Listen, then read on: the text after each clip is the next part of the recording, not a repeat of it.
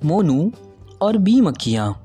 मोनू बंदर दरिया किनारे दरख्त के करीब खेल रहा था जिस पर बी मक्खियों ने अपना घर बनाया हुआ था। मोनू को खेलते हुए अचानक मूंगफलियों से भरा थैला मिला। इसने वह थैला उठाया और इसमें से कुछ मूंगफलियाँ छीलकर खाने लगा कि अचानक इसके कानों से दरिया में से किसी चीज़ के गिरने की आवाज़ टकराई। इसने पलट कर देखा तो बी मक्खियों का घर टूटकर दरिया में गिर गया था। हमारी मदद करो, हमारी मदद करो।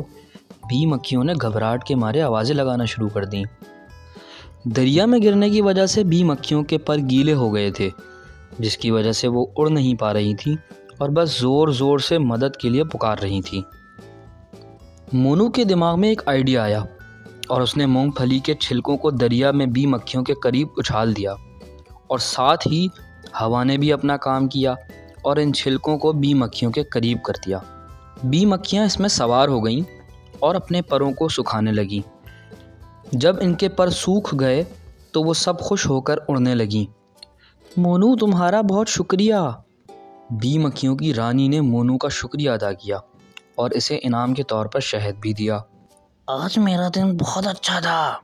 मोनू ने शहद लेते हुए कहा तो बी मक्खियाँ अपनी रानी के हमरा मुस्कुराते हुए चली गईं।